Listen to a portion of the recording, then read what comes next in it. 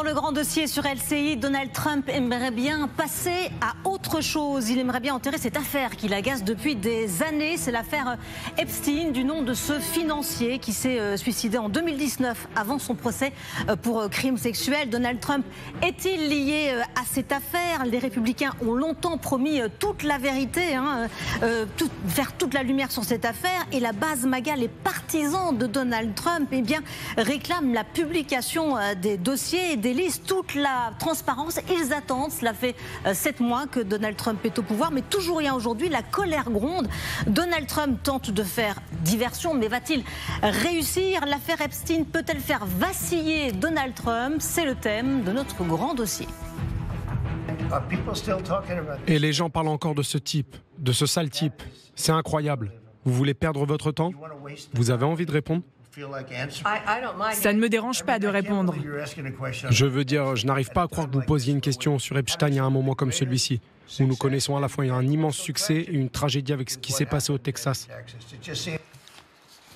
Voilà, et pour parler, débattre du thème de ce grand dossier, nous sommes avec Vanessa Biard-Scheffer. Merci beaucoup d'être avec nous. Vous êtes vice-président des Republican Overseas France. Nous sommes également avec Renaud Pila. Bonjour. Bonjour. Renaud. Et également avec Magali Barthès du service international. Nous sommes également avec Christopher Mesnou. Bonjour et merci beaucoup d'être avec nous dans le grand dossier. Avocat au barreau de New York, Washington et Paris sera avec nous dans un petit instant. L'affaire Epstein qui ne cesse de venir tourmenter Donald Trump malgré ses nombreuses tentatives de passer à autre chose. On vient de l'entendre. On l'a vu hier aussi. Il a lancé une contre-offensive en attaquant Barack Obama. Et puis le Wall Street Journal ne semble pas le lâcher non plus. Selon le média, Trump aurait été informé qu'il figurait dans les dossiers Epstein. C'est Pam Bondi, la procureure générale, et qu'il aurait prévenu au mois de mai. Magali Barthès, c'est encore une nouvelle révélation dans ce dossier à multiples rebondissements finalement. Oui, vous avez raison de dire que le Wall Street Journal ne lâche pas Donald Trump, parce que c'est vrai qu'il sort énormément de révélations sur ce dossier, et la dernière est évidemment embarrassante pour Donald Trump, parce que ça alimente évidemment le soupçon sur le fait que ces dossiers Epstein ne sont pas divulgués parce que Donald Trump figure dedans. C'est en tous les cas ce que pensent certains de ses partisans. Rappelez-vous d'Elon Musk au moment de la brouille extrêmement publique et théâtrale avec Donald Trump, qui avait tweeté Trump est dans les dossiers Epstein, c'est pour ça que ce n'est pas rendu public. Et donc c'est vrai que depuis ce moment-là, notamment, c'est vrai que ça alimente le soupçon d'une partie des démocrates. Et on entend Donald Trump, et on vient de l'entendre à l'instant, qui dit mais arrêtez, passons à autre chose, parlons d'autre chose. On voit bien qu'à la fois une partie de ses partisans ne veulent pas passer à autre chose et veulent obtenir cette publication des dossiers. Et puis alors les démocrates, bien sûr, il y a un volet politique, ne vont pas lâcher tout de suite également. Effectivement, certains sont d'ailleurs déjà en campagne. On en parlera dans un petit instant. Vanessa Biard-Scheffer, ce qui est ennuyant dans cette affaire, ce sont les signaux contradictoires de la part de la Maison-Blanche. C'est vrai que début juillet, on avait dit circuler, il n'y a rien à voir, il n'y a aucun élément nouveau, donc rien ne sera publié.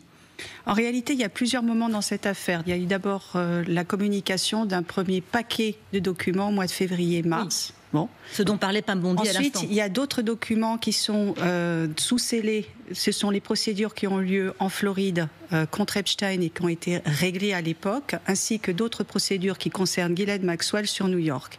Et là, il y a un échange entre le ministère de la Justice et les juges pour voir si on peut ou pas sortir ces documents de scellés. Ensuite, il y a un troisième temps de cette affaire. Par exemple, quand vous citez Trump qui dit passons à autre chose, il y a dans un contexte, c'est-à-dire qu'on est lors d'une réunion, l'on parle de ce qui se passe au Texas, ils considèrent que ce n'est pas le moment de parler de l'affaire Epstein. Par contre, dans l'affaire Epstein, il y a deux choses. Quand vous disiez effectivement la base MAGA ne lâchera pas l'affaire, ce dossier ne sera pas refermé. Ghislaine Maxwell, le Congrès, une partie des représentants au Congrès ont demandé à ce qu'elle soit écoutée au Congrès. D'ailleurs, il y aurait une date qui avait été lancée au mois d'août. Je ne pense pas que ça se réalisera, mais en fait, il y a une demande à la fois de la base et de certains élus républicains pour faire glace nette et la lumière totale sur ce dossier. Maintenant que le Wall Street Journal ou d'autres journaux de l'establishment de New York et Washington en veulent absolument à Trump, veulent sa peau, il n'y a rien de nouveau. C'était la même chose de l'année dernière, l'année d'avant. Oui, mais ça Rupert Murdoch, c'est un proche de Donald Trump, c'est Fox.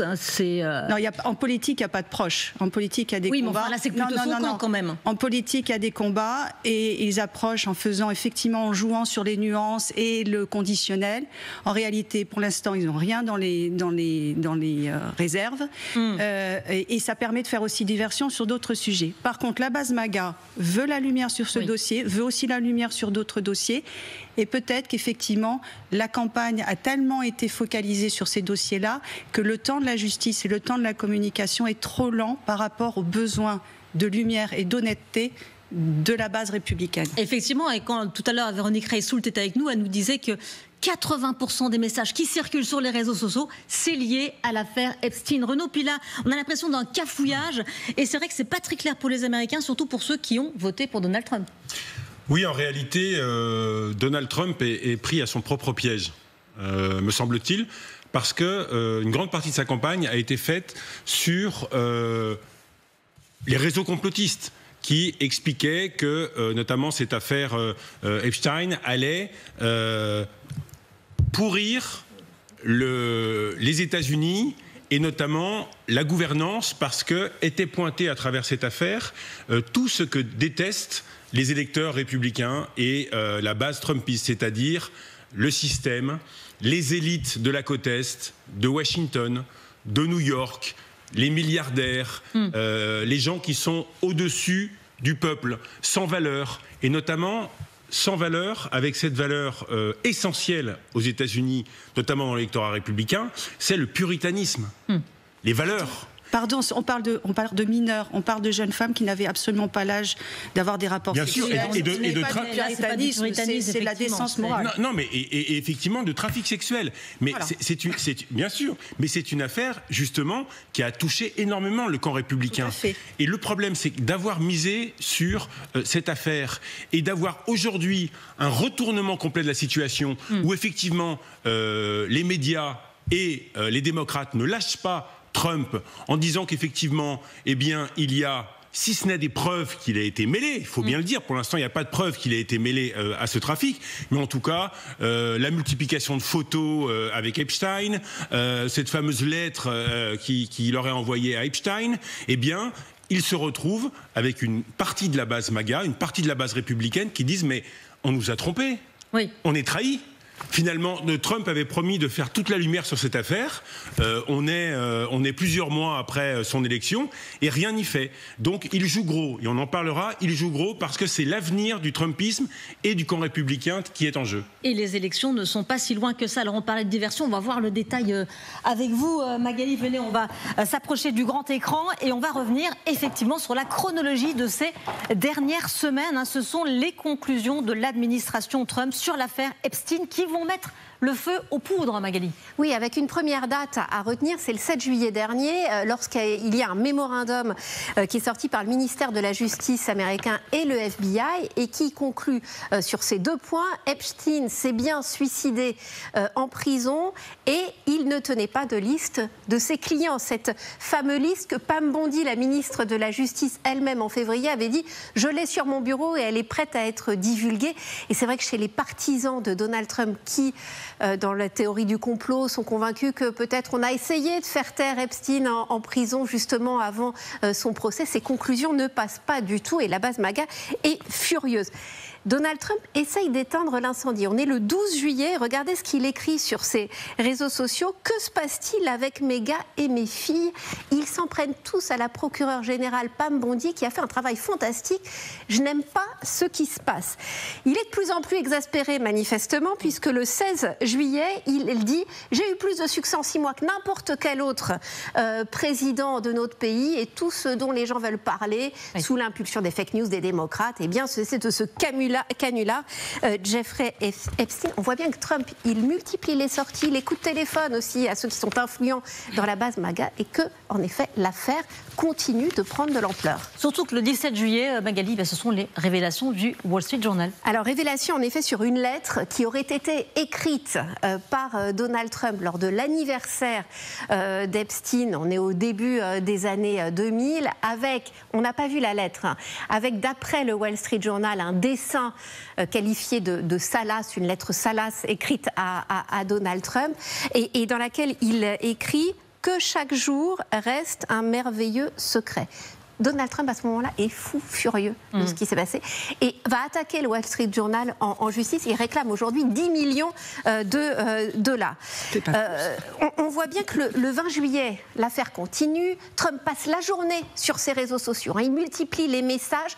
Il parle de tout, de ses excellents chiffres dans les sondages, des affaires de football. Mais il n'y a rien sur l'affaire Epstein. Manifestement, il essaye de faire diversion, mais il va falloir allumer un contre-feu plus important et c'est ce qu'il va faire le 22 juillet et il accuse Barack Obama d'être à la tête d'une sorte de complot pour le faire tomber. Alors il ressort l'affaire des ingérences russes dans la campagne de 2016, c'était pour le discréditer et d'après lui, il y avait un homme qui était au cœur de tout, et bien c'était Barack Obama, écoutez-le dans le bureau ovale. Focalisé pendant la campagne. Le chef de la bande était le président Obama, Barack Hussein Obama. Vous avez entendu parler de lui? Il a été protégé par la presse pendant toute sa vie. Il est coupable, ce n'est même pas une question. Alors je voulais vous montrer aussi la vidéo générée par l'IA de l'arrestation de Barack Obama dans le bureau ovale. Alors ça a été posté sur le réseau social de Donald Trump où on voit Trump hilar alors que Barack Obama se fait passer les menottes. Il faut savoir que sa chef de renseignement, enfin sa porte-parole, tout le monde est venu en renfort de Donald Trump pour appuyer cette thèse de ce complot démocrate pour essayer de discréditer et de renverser Donald Trump lors de ce premier mandat. Et puis hier, vous en parliez, Wall Street Journal à nouveau, Donald Trump au mois de mai aurait bien été informé par sa ministre de la Justice qu'il était dans les dossiers Epstein. Merci beaucoup Magali pour ce récapitulatif très précieux effectivement de cette chronologie. Christopher Mesnou nous a rejoint, avocat au barreau de New York, Washington et Paris. Christopher Mesnou, est-ce qu'il y a un risque là avec cette affaire Epstein et bien que le président américain se détache de sa base MAGA? Effectivement, comme vos commentateurs viennent de dire, il y a maintenant une scission claire et nette entre une partie de la base qui disent « Make America Great », c'est-à-dire il faut retourner au message original de Donald Trump, c'est-à-dire de mener une politique américaine fondée sur les intérêts des États-Unis, et ils assimilent à cette interprétation de MAGA de ouvrir les dossiers concernant Jeffrey Epstein.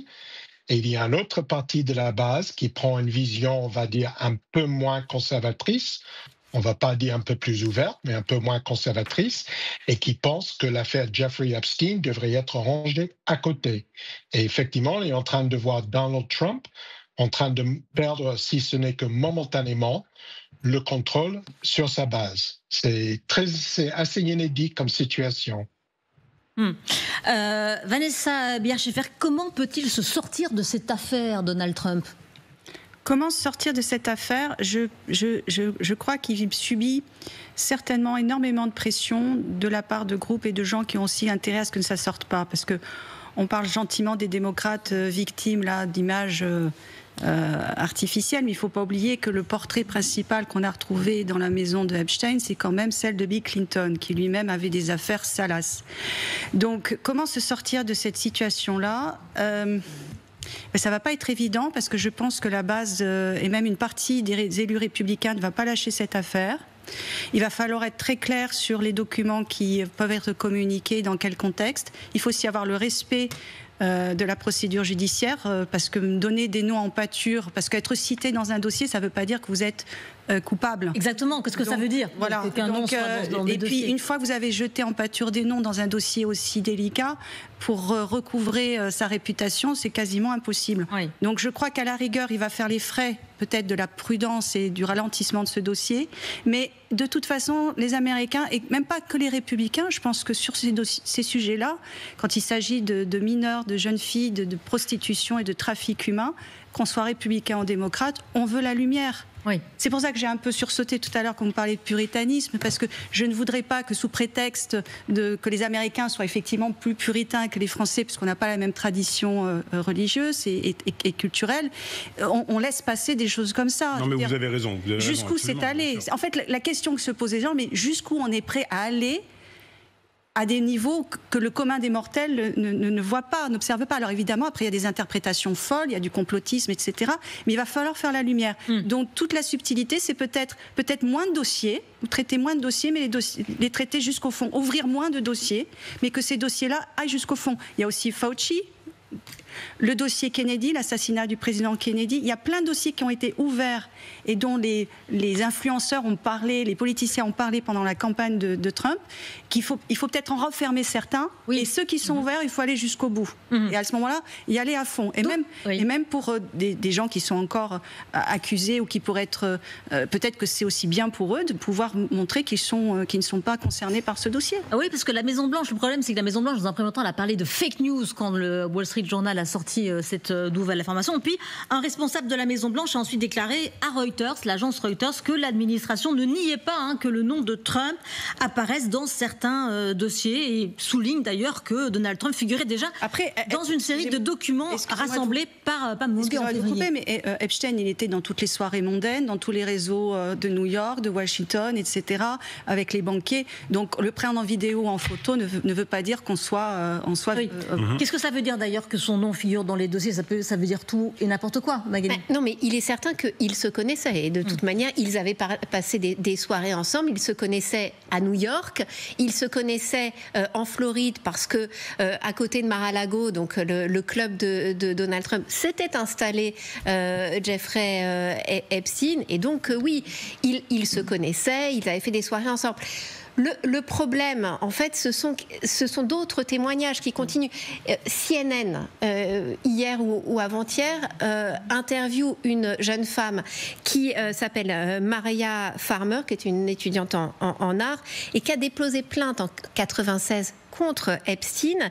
Et donc interrogée par CNN, elle dit avoir rencontré en 1995 Donald Trump dans le bureau d'Epstein. D'après elle, les deux l'ont regardé en riant et Epstein aurait dit à Trump, celle-ci, elle n'est pas pour toi. Évidemment, vous comprenez que la presse américaine, les médias américains ne vont pas lâcher comme ça et vont retrouver des témoignages. Ça fait des années que la presse américaine est après Trump, donc oui, Epstein ou un autre dossier. Voilà, mais il y a des témoignages qui attestent l'histoire de cette lettre dont je parlais tout à l'heure aussi, qui sème le trouble. Gardons tous ces merveilleux secrets. Donc c'est vrai que ça fait beaucoup d'affaires et que Donald Trump, manifestement, essaye de parler d'autre chose.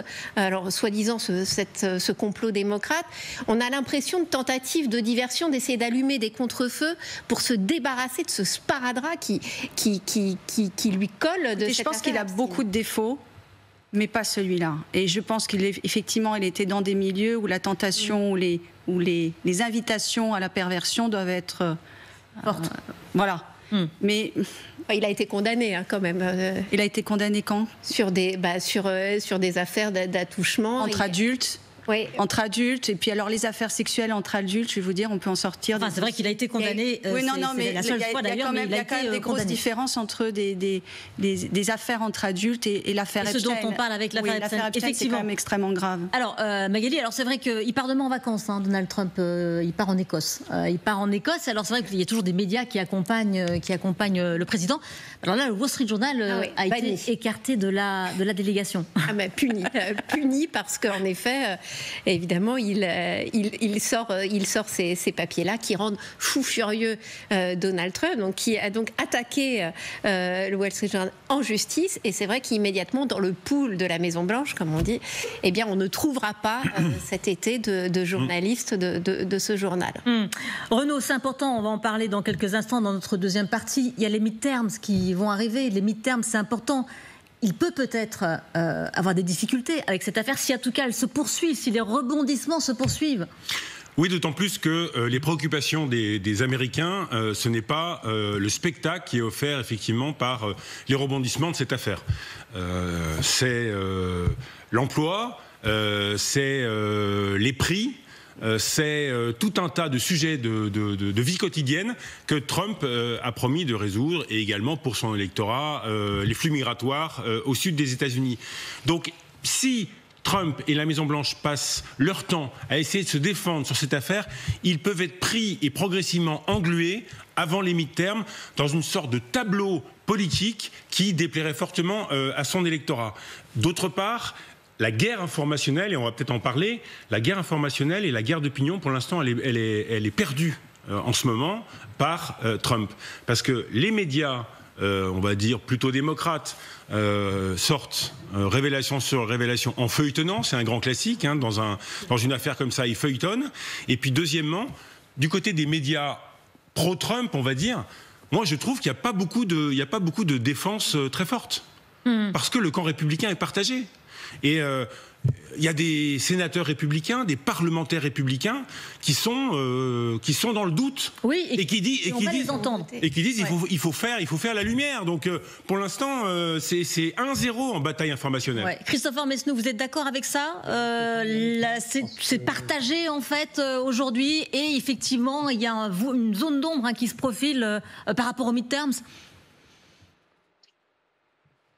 Forcément. Après, Donald Trump a un grand talent, c'est de pouvoir échapper à la sanction de sa propre base.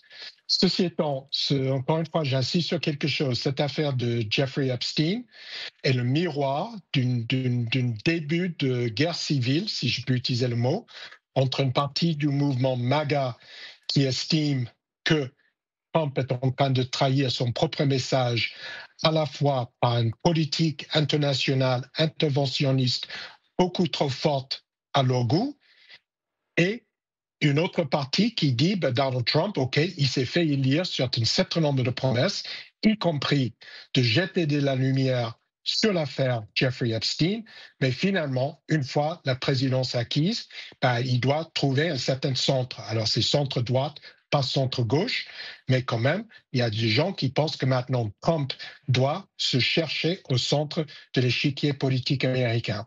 Et cette affaire est un reflet du clivage entre les deux bouts de son propre mouvement.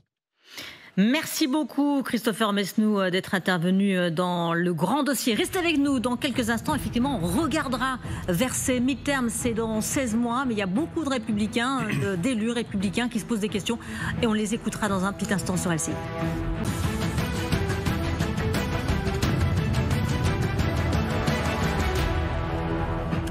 Retour sur le plateau du Grand Dossier avec nos invités, nos experts. Mais tout de suite, les titres de l'actualité dans ce Grand Dossier. À la une, Bruno Retailleau qui est sur le terrain, de nouveau sur le terrain aujourd'hui. Cela au lendemain du Conseil des ministres qualifié de tendu suite à ses déclarations dans Valeurs Actuelles. Lui qui s'est attiré les foudres du camp présidentiel en déclarant la fin à venir du courant politique du président. Le ministre de l'Intérieur était en visite dans un commissariat du 20e arrondissement avant d'être reçu ce soir à Matignon par François Bayrou. Ce sera à 20h. Il a déclaré qu'il respectait la fonction présidentielle mais qu'il restait gaulliste.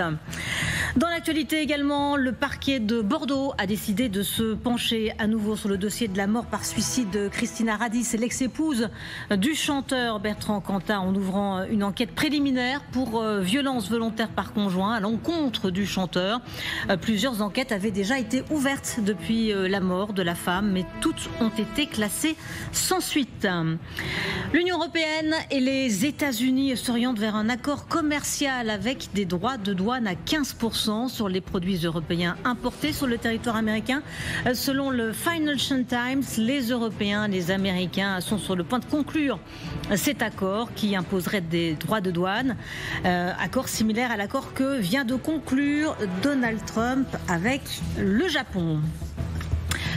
Voilà, retour sur le grand dossier dans ce contexte de cette affaire embarrassante. Eh bien, les démocrates veulent capitaliser pour les midterms. C'est dans un peu plus d'1 an. C'est une arme politique, effectivement, qui est à double tranchant. Pour les démocrates, une occasion de toucher Trump. Pour les républicains, un piège qu'il va falloir désamorcer le plus rapidement possible. On va aller à Washington retrouver Justine Jankowski. Bonjour Justine et merci beaucoup d'être avec nous. Aux États-Unis, eh bien, certains sont déjà en campagne en surfant sur cette affaire Epstein. Oui, les midterms, les élections de mi-mandat, vous l'avez dit, c'est dans un peu moins d'1 an et demi. Mais effectivement, les républicains craignent déjà qu'à cause de l'affaire Epstein, eh bien, ils perdent leur majorité. Et ce, pour 2 raisons. D'abord, si on regarde du côté des MAGA, les supporters de Donald Trump, les supporters les plus extrêmes, rappelez-vous qu'ils ont élu le président américain justement sur cette promesse. Il a dit qu'il ferait toute la lumière sur cette affaire, qu'avec lui, les riches, les puissants n'échapperont pas à la justice. Et s'il se rend compte que finalement, on leur a peut-être menti, eh bien, ils risquent de se désengager pendant ces midterms. Et puis aussi, si on regarde du côté du Congrès, le Congrès est complètement paralysé par cette affaire depuis plusieurs jours. Le camp républicain était déjà pas mal divisé sur plusieurs politiques de Donald Trump, notamment celle des droits de douane. Mais cette affaire, c'est de la dynamite pour les républicains parce qu'ils sont de plus en plus nombreux, notamment les républicains les plus extrêmes, à demander la déclassification du dossier, tout simplement parce que les Américains veulent savoir. Il y a par exemple le représentant du Missouri qui disait tout à l'heure à CNN « Je croule sous les appels de mes administrés qui me posent des questions sur des potentiels liens entre Epstein et Donald Trump ». Alors le Congrès en ce moment est en vacances jusqu'à fin août, mais les médias, les Américains ne lâcheront pas l'affaire. Pour l'instant, Donald Trump a la majorité dans les 2 chambres, mais si à cause de l'affaire Epstein, il perd sa majorité, eh bien, il pourra dire adieu au quasi plein pouvoir dont il jouit depuis 6 mois. Effectivement, merci beaucoup Justine Jankowski en direct de Washington. Très intéressant ce qu'elle nous dit Justine, et je voudrais avant qu'on en parle qu'on écoute d'ailleurs un député républicain sur cette affaire et les menaces qu'elle fait peser. Voici le problème pour nous ici à la Chambre. Si ces électeurs qui se sont mobilisés et ont élu Donald Trump à la Maison-Blanche et nous ont donné la majorité, qu'ils deviennent apathiques parce que nous ne tenons pas cette simple petite promesse, alors ils ne voteront pas lors des élections de mi-mandat. Nous perdrons la majorité et les démocrates seront aux commandes. Voilà, Vanessa Biard-Scheffer, il y a une vraie inquiétude, on le voit dans le camp républicain, avec effectivement ces députés qui sont, voilà, on leur pose des questions, il faut qu'ils répondent, et puis aussi les élus qui aussi s'inquiètent des élections à venir. Alors, inquiétude, alors, je souris parce que je vois Thomas Massie qui a été choisi pour témoigner. Non, il s'est exprimé, on lui a pas mis le couteau sous la gorge. Non, mais au contraire, je suis les propos de Thomas Massie et c'est lui qui a justement demandé, avec plusieurs élus républicains et élus démocrates, dans un sous-comité, enfin il y a 2 procédures qui sont lancées en même temps, la déclassification totale des documents sur l'affaire Epstein. Une sous-commission de la commission de surveillance de la Chambre. Voilà, et puis il y a une autre procédure qui devait arriver à terme dans 7 jours, mais comme le Johnson, le speaker, a réduit d'1 jour la session, il a envoyé plutôt les élus. Mais ça, c'est les effets de procédure et tout qui sont classiques en politique, en droit, etc. Mais qui convenaient bien à la situation. C'est ce que je disais. En fait, il y a plusieurs dossiers qui ont été ouverts en même temps, plusieurs promesses en même temps, sur des dossiers tous difficiles. Guerre en Ukraine, Moyen-Orient. En interne, vous avez Epstein, vous avez d'autres dossiers aussi, vous avez Fauci, vous avez aussi un dossier qu'on a oublié mais qu'il avait promis aussi avant, c'était Hillary et tout le clan Obama, Clinton, etc. Et vous avez aussi des dossiers anciens comme l'affaire Kennedy, donc ça fait beaucoup de dossiers. Et au fond, quelque part, ce que dit une partie des républicains et la base, c'est au moins un dossier qu'on aille jusqu'au bout. Donc moi, je compte effectivement sur les élus républicains pour amener la bataille jusqu'au bout, pour que la lumière soit faite et qu'on sorte de ce marasme moral et politique. Après les midterms, c'est dans 16 mois. Alors, vu la vitesse à laquelle les affaires et les sujets tournent, parce que vous êtes journaliste, c'est votre métier. Moi, je dois dire qu'il y a des moments où j'ai un peu de mal à suivre tous les sujets parce que c'est à peu près tous les 24 heures, tous les jours. Beaucoup d'eau va passer sous les ponts d'ici les midterms. Est-ce que c'est cette affaire-là ou une autre qui pose problème?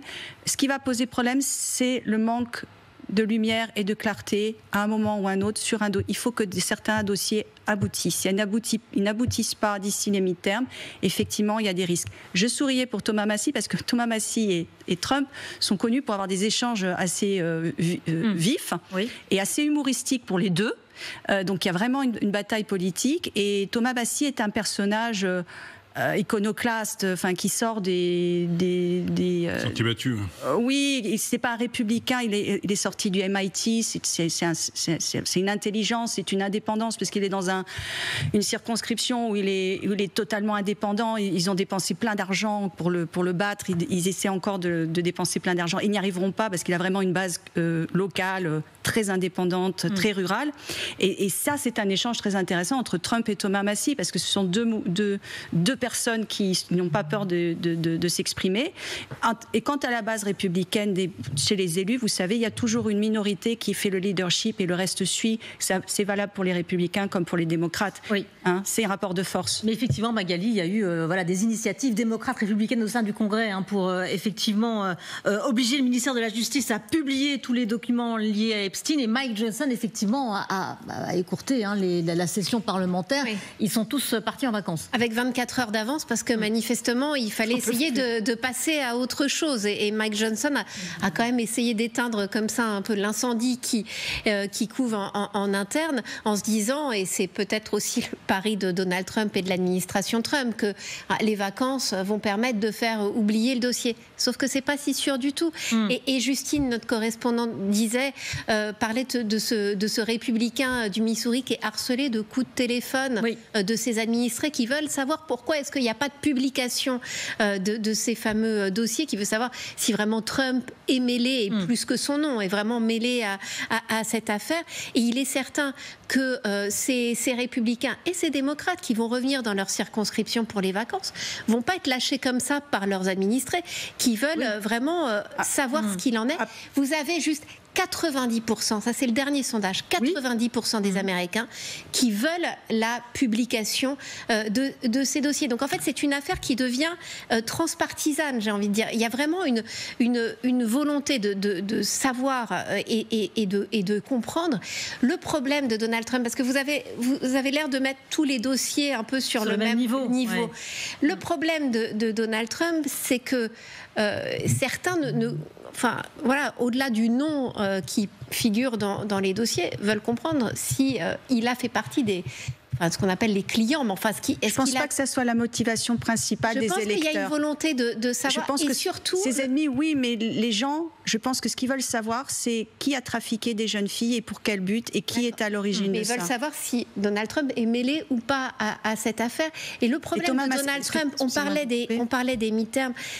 C'est vrai qu'en 16 mois, il peut se passer énormément de choses et on voit à quelle vitesse, de toute manière, va cette actualité américaine. Le problème de Donald Trump, c'est qu'il fait toujours campagne en disant « moi, au moins, je tiens mes promesses ». Et cette promesse, il l'avait faite de divulguer. Mais ils ont commencé à divulguer, je vous dis, février-mars. Après, il y a des documents qui sont sous scellés. Il y a tout un travail juridique. Et à la rigueur, je ne suis pas fâchée qu'il y ait un temps de repos.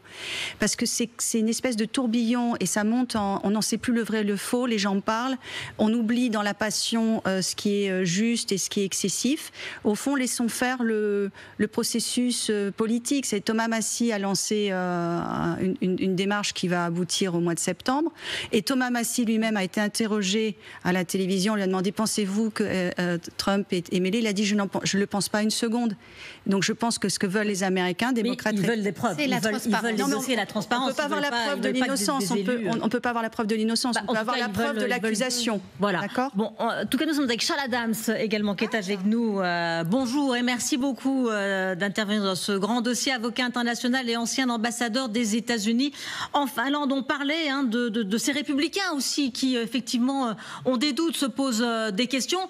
Ils sont partis en vacances, mais quand même ce qui s'est passé avec cette sous-commission de la commission de la surveillance de la Chambre des représentants qui veulent effectivement écouter le ministère de la Justice, on a l'impression que le parti de Donald Trump n'est pas prêt à abandonner ce dossier. Manifestement pas. C'est les MAGA eux-mêmes qui sont pyromanes dans cette affaire. Toute cette affaire est partie du fait que Pam Bondi, qui est donc ministre de la Justice, avait déclaré il y a déjà 6 mois de ça que toute la lumière allait être faite sur cette affaire Epstein et que tous les dossiers sur cette affaire allaient être rendus publics. Elle a même parlé d'une liste des clients, supposés clients de Epstein, feu Epstein, qui allait être lui-même rendu public. Et tout ça, elle l'a clamé en tant que héros, au sens de messagère de toute cette histoire. Donc, c'est le camp MAGA qui a allumé le feu et qui s'étonne aujourd'hui que la braise s'étende. Et cette braise ne va pas s'éteindre de sitôt, puisqu'effectivement, tout le monde, et républicain et démocrate, dans la Chambre des représentants, clame à ce que le tout soit rendu public. Le problème de Trump, c'est qu'il manque comme un arracheur de dents dans cette histoire. Le Wall Street Journal publie une carte supposée avoir été contribuée par Trump au livre d'or du 50e anniversaire de feu Epstein. Trump de dire c'est impossible, c'est un mensonge, c'est fake news, il y a des dessins là-dessus, moi je ne suis pas dessinateur, donc il est impossible que ce carton me soit attribué. Dommage pour lui, le New York Times aussitôt publie 4 dessins de la main de Trump, qui d'ailleurs ont été vendus aux enchères pour des causes caritatives, mais qui portent sa même signature tout à fait reconnaissable, et que ce carton dans le livre d'or de Epstein porte également.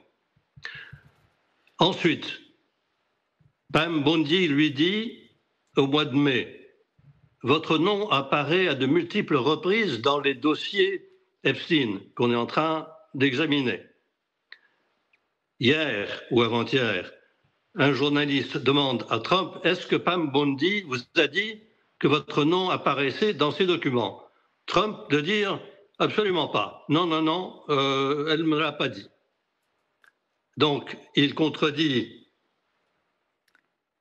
sa propre ministre de la Justice, il contredit ce qui est évident dans les documents eux-mêmes. C'est un réflexe de sa part. Et chaque mensonge en soi fait de sorte que la braise vient de plus en plus forte et violente. Et va-t-elle finir par le consommer lui-même? Les semaines et mois à venir nous le diront. Oui, effectivement, c'est la conclusion qu'on peut en tirer. On va regarder cette séquence.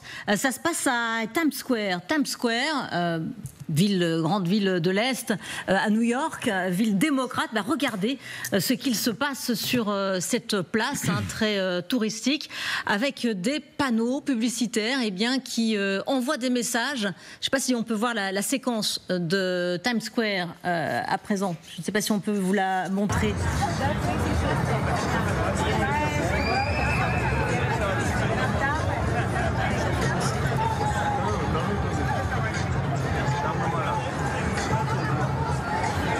Voilà, pourquoi ne pas publier les dossiers Epstein? On est donc sur Times Square, à New York. Alors évidemment, la côte Est.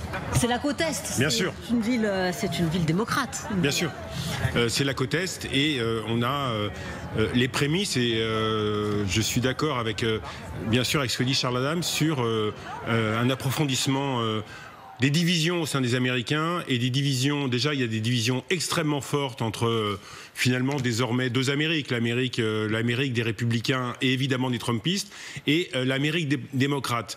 Là on peut avoir des sous-divisions désormais au sein du camp des Républicains, entre ceux qui estiment que ils se sentent trahis par la promesse de Trump de faire la lumière sur l'affaire Epstein, et ceux qui disent non, c'est un complot et tout ira bien. Je pense que c'est l'hubris de Donald Trump qui le paye aussi, parce que c'est quelqu'un qui a tellement foi en lui-même, foi en son verbe, en son énergie vitale, en considérant qu'il est le meilleur et que finalement les autres sont nuls, qu'il a peut-être sous-estimé le poids de cette affaire.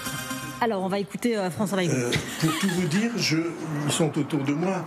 Je reçois mes ministres individuellement plusieurs fois par semaine.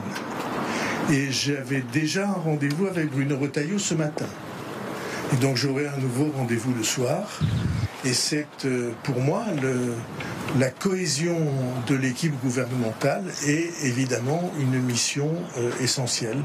Et je travaille à cette cohésion en tenant compte des sensibilités différentes. Alors, les différences de sensibilité sont bienvenues, le pluralisme est bienvenu, mais il ne faut pas que ces sensibilités prennent la forme de divergence.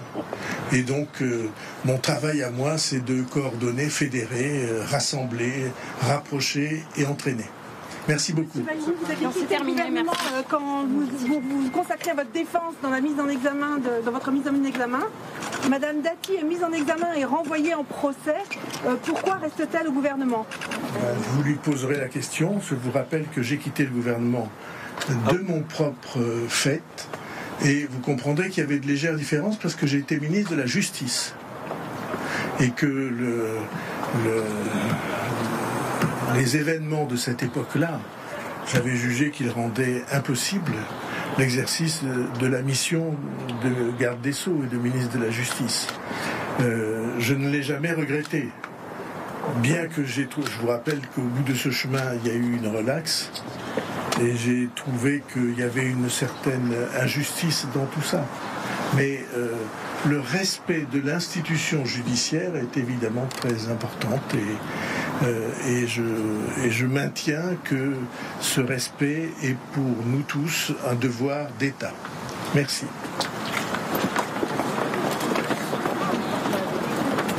Voilà pour cette déclaration de François Bayrou sur ce rendez-vous important. Ce soir, 20h, il reçoit Bruno Retailleau, son ministre de l'Intérieur, après ses déclarations à valeurs actuelles qui ont fait couler beaucoup d'encre. Il a d'ailleurs eu l'occasion de s'en exprimer, d'expliquer ce qu'il a dit dans ce magazine à plusieurs reprises. Damien Fleureau, il n'a pas été très loquace sur ce rendez-vous. Le Premier ministre, c'est le moins qu'on puisse dire. Voilà, pluralisme oui, divergence non. Oui, parce qu'en fait, finalement, dans l'ordre des choses, c'est le président de la République finalement qui demande à François Bayrou de se saisir de ce dossier, de convoquer en quelque sorte Bruno Retailleau à Matignon pour un recadrage, on va dire entre guillemets, quoi. Donc ce n'est pas l'initiative du chef du gouvernement. Est-ce que finalement François Bayrou est un peu contraint par le président de la République, et c'est sans doute peut-être aussi un peu pour ça qu'il ne s'étend pas sur ce sujet, en tous les cas en place publique, sans doute. Et puis par ailleurs, ce n'est pas la première fois que François Bayrou doit s'entretenir en tête-à-tête avec Bruno Retailleau à cause de divergences. Donc il est aussi sans doute un peu lassé peut-être par cela, François Bayrou. Ensuite on verra la différence entre pluralisme et divergence. Bon, il y a quand même l'épaisseur d'une feuille de papier à cigarette, c'est assez tenu. Alors allons sur place à Angers. À Angers, retrouver Thibaut Petit qui suit ce déplacement de François Bayrou sur place avec Guillaume Colleoni. Une question a été effectivement posée au Premier ministre sur ce rendez-vous ce soir, 20h avec Bruno Retailleau. Il n'a pas voulu trop s'étendre sur le sujet, le Premier ministre. Oui, alors il ne s'est pas trop étendu parce qu'il devait aussi prendre son train justement pour rentrer à Paris pour cet entretien avec le ministre de l'Intérieur, Bruno Retailleau. On a pu donc lui poser une question tout à l'heure sur son point de vue sur cet entretien, si c'était un entretien de recadrage ou carrément un rendez-vous de licenciement. Le Premier ministre parle donc de pluralisme, mais qui ne doit pas devenir des divergences. Bruno Retailleau, lui, à plusieurs reprises s'est exprimé pour expliquer qu'il était gaulliste, mais pas macroniste. A priori, vu la réponse du Premier ministre, son ministre de l'Intérieur, Bruno Retailleau, devrait rester au sein du gouvernement. Voilà, merci beaucoup à Thibault Petit avec Guillaume Collieri, resté au gouvernement. Effectivement, il l'a dit tout à l'heure, il s'en expliquait, Bruno Retailleau. D'ailleurs, on me pose la question depuis que je suis arrivé au gouvernement, a-t-il dit. Oui, bien sûr, effectivement, il doit prendre son train, François Bayrou, parce que c'est dans 2h30 qu'il reçoit Bruno Retailleau. Évidemment, on suivra tout ça sur LCI tout à l'heure. Une phrase courte du Premier ministre. Il faut que la cohérence du gouvernement, de l'équipe gouvernementale est essentielle. Eh bien, c'est le minimum, effectivement, pour un Premier ministre. Il y a 15 jours, Emmanuel Macron avait demandé à François Bayrou de cheffer, comme disait Jacques Chirac, parce que il trouvait que effectivement les ministres s'occupaient trop des dossiers qui ne les intéressaient pas. Mais là, c'est beaucoup plus fort. C'est que dans l'interview à Valeurs Actuelles réalisée par Victor, qu'on va entendre dans quelques instants, eh bien, c'est pas des divergences sur la politique qui est menée, c'est, je dirais, un cours de philosophie politique sur la différence entre le macronisme qui est mort, selon Bruno Retailleau, et puis l'avenir de la droite. Donc là, effectivement, c'était plus sérieux.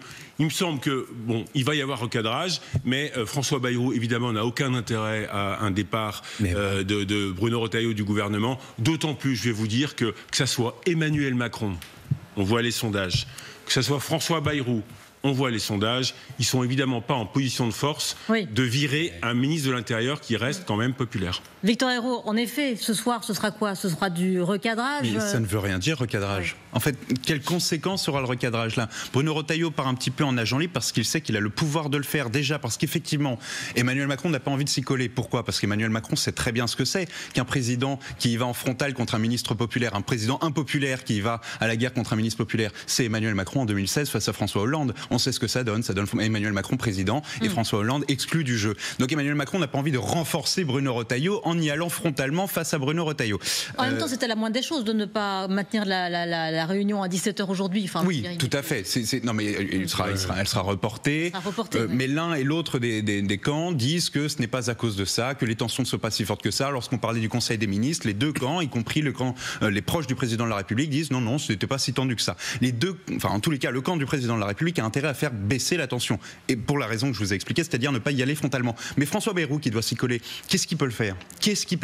S'il va jusqu'à demander à Bruno Retailleau de démissionner, c'est pas Bruno Retailleau qui démissionne, c'est même pas un ministre populaire qui démissionne, c'est même pas un ministre de l'Intérieur populaire qui démissionne, c'est la droite qui démissionne. Mais il perd le soutien du Sénat. Ce qui est super important. Il perd d'abord sa coalition aussi. Il va devoir reconstituer une coalition sans la droite, sans les Républicains. Vers qui se tourner? Vers le Parti Socialiste? Pour le budget, ça risque d'être compliqué. C'est à cet équilibre-là que prend François Bayrou. En réalité, François Bayrou est coincé. Il est coincé, tout à fait, ce que j'allais dire. Et le ministre de l'Intérieur, effectivement, a été questionné aujourd'hui lors de son déplacement dans le 20e arrondissement de Paris sur sa place dans le gouvernement. Est-ce qu'il compte rester ou pas? Écoutez sa réponse. Donc, cette mission que nous nous sommes donnée, de stabilisation, de décisions qui sont conformes à l'intérêt national, conformes à des convictions, eh bien, tant que ces décisions iront dans ce sens-là, il n'y a pas de raison que je quitte le gouvernement. Si un jour, il y avait un obstacle, pour une raison ou pour une autre, j'en tirerai, bien entendu, les conséquences. Moi, vous voyez, je ne suis pas attaché à un poste ou à une place. Je suis attaché à une mission. Et cette mission, elle est difficile. Voilà, une mission difficile au sein d'un gouvernement d'utilité publique, d'urgence, c'est la nouvelle expression. D'assemblage. Voilà, il y a tout type d'expression pour qualifier ce gouvernement finalement. Oui, une part de mes journées, gouvernement d'assemblage, gouvernement d'utilité publique, coalition. Le problème, c'est que il faudrait pas que de la polyphonie à la cacophonie, on arrive à la crise gouvernementale. Et je suis d'accord avec Victor, la crise gouvernementale, eh bien tout le monde la paierait parce qu'ils sont tous dans le même bateau, un bateau avec force 9, voire 10 pour ceux qui aiment la mer, parce que à l'automne, il y a un budget à donner à la France et ça va être extrêmement costaud. Tout le monde devrait être là-dessus. Et là, on est sur des chicayas et un psychodrame entre le président de la République et le ministre de l'Intérieur. Les mots sont très bien choisis, en tout cas pesés par Bruno Retailleau. Si jamais on a la réponse, jusqu'à quand il peut rester ministre, si jamais il y a un obstacle je m'en irai. C'est beaucoup trop tôt. Parce que contrairement à ce qu'il dit, vous savez, je ne suis pas attaché à un poste. Là, il parle, je suis un grand serviteur de l'État, bon, c'est des grands classiques pour sa campagne présidentielle à venir. Mais évidemment qu'il est attaché à ce poste, parce que c'est le poste le plus visible de la République. Ah oui. Ministre de l'Intérieur, vous êtes dans les médias matin, midi et soir. Et même s'il n'a pas encore, et ça c'est très important pour lui, de vrais résultats, et ça il faut le dire, lui va dire je suis là que depuis 1 an, c'est compliqué, c'est difficile, il l'a dit, il reste quand même populaire parce qu'il est visible. Et dernière chose, son utilité au sein du gouvernement, elle est très forte parce que, et ça, tous les Français n'ont peut-être pas forcément intégré, on a changé d'air. On n'est plus dans un régime semi-présidentiel, on est dans un régime parlementaire en ce moment. C'est du jamais vu. Ouais. Donc le président, il s'occupe de la diplomatie et désormais, le chef du gouvernement, il dépend des députés. Donc s'il y a une partie des députés qui s'en vont, eh ben lui, il s'en va. Alors, mais Victor Ayrault, pourquoi faire cette interview maintenant? Pourquoi faire une maintenant? Déjà parce que c'est la fin du... Oui, c'est un beaucoup pour vous, effectivement. Mais pour lui, pourquoi le faire maintenant? Parce que, si vous voulez, l'intention de Bruno Retailleau, c'est de dire, il l'a déjà dit plusieurs fois par le passé, mais il a été contraint et par le constat d'Éric Ciotti lorsqu'il quitte les Républicains et qui rejoint le Rassemblement National. Ce constat avait déjà été fait et a été rappelé par Laurent Wauquiez lors de la campagne pour la présidence des Républicains. Le constat étant, les Républicains sont voués soit à se dissoudre dans la Macronie, soit à rejoindre une droite plus dure. En réalité, Bruno Retailleau a été élu à la tête des Républicains à 75% sur un message. Nous sommes légitimistes, il faut que la droite reste au gouvernement. La droite n'est jamais aussi forte que quand elle est aux responsabilités.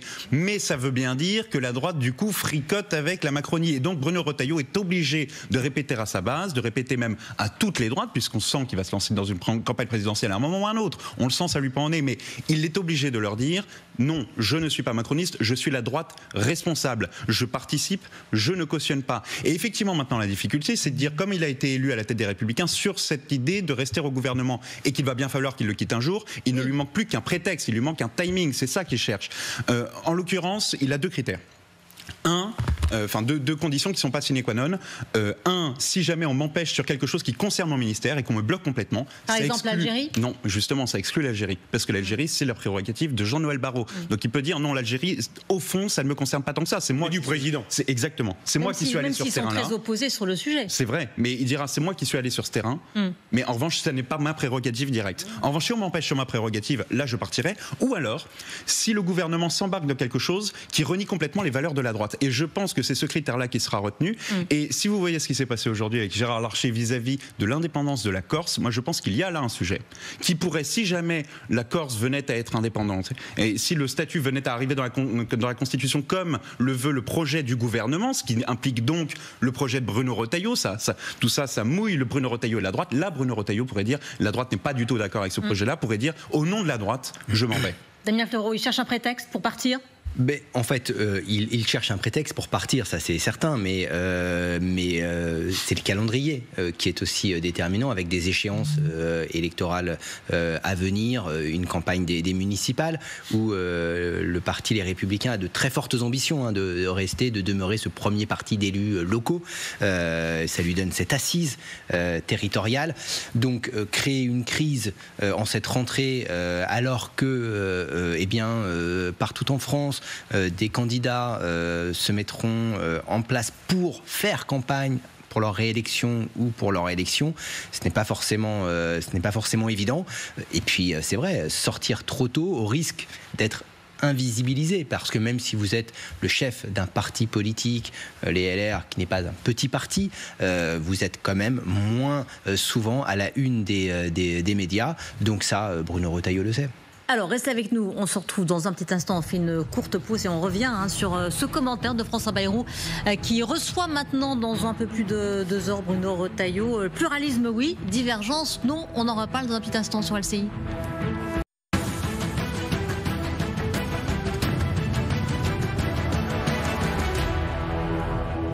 Retour sur le plateau du grand dossier direction Angers. Le Premier ministre vient de s'exprimer. On lui a posé une question sur cette convocation de Bruno Retailleau tout à l'heure à 20h à Matignon. Pourquoi ? Parce que la réunion qu'il devait avoir avec le président à 17h a été annulée après son interview à Valeurs Actuelles. On va écouter le Premier ministre répondre donc à la question sur cette réunion tout à l'heure à 20h.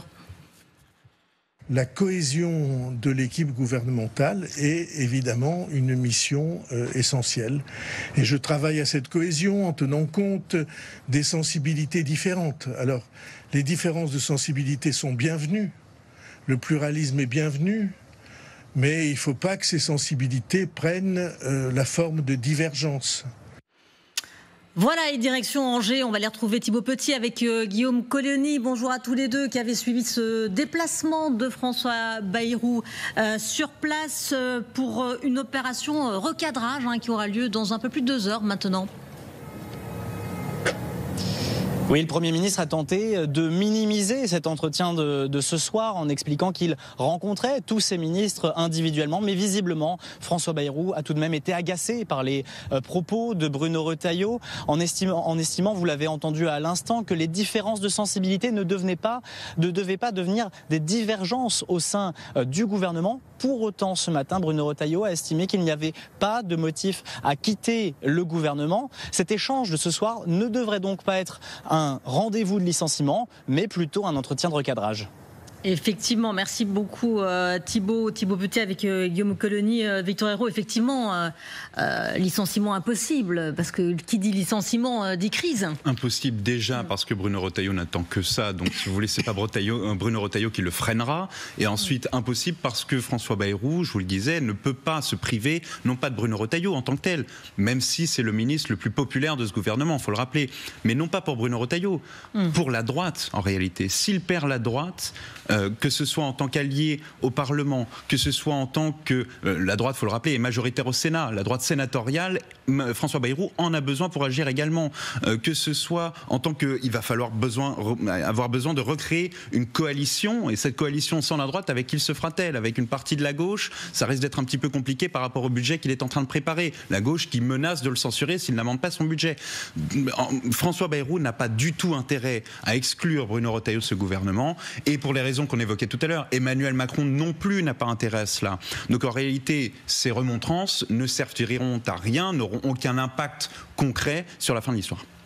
Effectivement, et Bruno Retailleau a été effectivement interrogé ce matin. Il a multiplié les déplacements ces derniers jours. Hier, il était dans le Val d'Oise. Aujourd'hui, il était dans le 20e arrondissement. Et à chaque fois, quand même une question sur cette interview à valeurs actuelles. Et il a répondu aujourd'hui sur effectivement cette fin du macronisme qu'il annonçait. Regardez ce qu'il répond.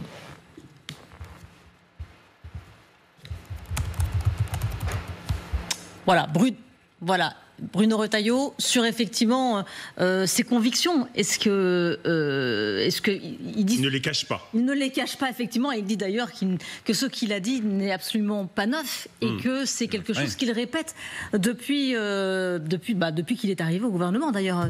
Mais d'ailleurs, j'ajouterais même que ce qu'il dit lorsque d'ailleurs François Bayrou lui répond en disant pluralité, oui, mais pas divergence.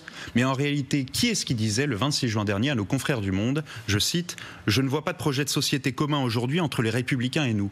Gabriel Attal, chef, secrétaire général de Renaissance et chef des députés Ensemble pour la République, donc Renaissance, à l'Assemblée. En réalité, se constate cette incompatibilité entre les Républicains et le centre, en même temps, le macronisme, tout ce que vous voulez, il est fait depuis longtemps des deux côtés de la rive. En réalité, Bruno Retailleau le disait avant d'être ministre, il l'a dit pendant qu'il était ministre, lui-même, ainsi que Sophie Primas disait récemment, annonçait la fin du macronisme qui arriverait bientôt. Il ne fait que répéter cela en allant un petit peu plus loin, c'est vrai, dans notre entretien, puisqu'il dit en réalité le en même temps est facteur d'impuissance, est responsable de l'impuissance en France, ça il ne l'avait pas dit, et puis surtout il rajoute je ne crois pas au en même temps, et le macronisme ne survivra pas à Emmanuel Macron, et un troisième élément... Il n'y en a qu'un seul homme, oui. Voilà, Emmanuel Macron, le macronisme, c'est cela, n'est pas une idéologie et n'est même pas un parti, ce n'est qu'une personne, et ce n'est que Macron. Là-dessus, je donnerais d'ailleurs raison à Bruno Retailleau aussi, puisque Emmanuel Macron lui-même, on le voit, essaye de tuer ses propres héritiers. Lorsque Gabriel Attal se rend devant les jeunes avec Macron, qui sont devenus les Jeunes en Marche, et qui fait tout un discours, et qu'Emmanuel Macron arrive derrière lui vole complètement la vedette, invisibilise Gabriel Attal, et dit « j'aurai besoin de vous, moi j'aurai besoin de vous dans 2 ans, dans 5 ans, dans 10 ans », c'est pas nous aurons besoin, c'est pas le macronisme aura besoin, c'est pas le mouvement, c'est pas le parti, c'est pas Gabriel Attal, c'est Emmanuel Macron qui aura besoin d'eux. Alors on va l'écouter justement, Bruno Retailleau, sur ses convictions. Il restera fidèle à ses sensibilités. Écoutez-le. Moi j'ai des convictions et que pour rien au monde, je les abdiquerai. Pour rien au monde. En revanche, la première de ces convictions, c'est le service de l'État et le service de la France, qui est ma patrie et que j'aime. Et tant que je peux la servir, tant que je peux faire mon devoir, je le ferai à fond.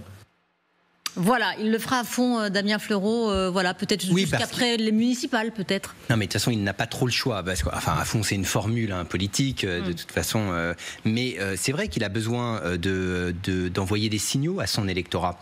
Il a un électorat qui l'a plutôt confortablement élu à la tête de... c'est les militants, hein, je parle les Républicains, à la tête du parti, face à Laurent Wauquiez. Donc ça lui donne une assise, mais malgré tout, il y a une opposition interne. Laurent Wauquiez n'était pas un partisan d'être dans ce gouvernement dirigé par le camp présidentiel. Donc il doit prouver, il a du temps mais pas non plus tant que cela, parce qu'il y a des échéances, parce que voilà, il se sait très observé sur sa droite, sur sa gauche, dans sa famille politique, dans le camp présidentiel. Donc voilà, c'est un fin politique et il connaît cet environnement et c'est pour cette raison aussi qu'il ne désarme pas, qu'il ne se cache pas. Il était hier sur le terrain, vous l'avez dit, il est à nouveau ce matin dans un commissariat de police et voilà, il va occuper l'espace médiatique une bonne partie de l'été, je pense. Oui, même s'il n'était pas là pour les violences urbaines le week-end dernier, on l'a pas trop vu, Renaud. Non. Non, il devait être en Vendée. Mais c'est vrai que certains ont trouvé étrange que lors de ces 4-5 jours de violences urbaines extrêmement douloureuses pour les habitants, eh bien, on n'ait pas vu le ministre de l'Intérieur. Il y a un mot très important, c'est le mot conviction. Oui. Moi, j'ai des convictions, mais ça voudrait dire qu'il y a des girouettes. Il y a des girouettes, donc, mais ils visent qui ? Les gens qui changent d'avis entre le lundi et le vendredi, mais qui visent-ils ? Moi, ça m'intéresserait d'avoir son opinion là-dessus. Et en coulisses, certains disent, eh bien, les macronistes, ça a été des gens qui n'avaient pas de colonne vertébrale. Oui. Donc, c'est l'impuissance. C'est l'impuissance. Voilà. Donc, il me semble qu'ils visaient les girouettes macronistes. Mais on en saura plus peut-être tout à l'heure. Exactement. Et on le vivra en direct sur LCI d'ailleurs. Allez, merci beaucoup à tous les trois.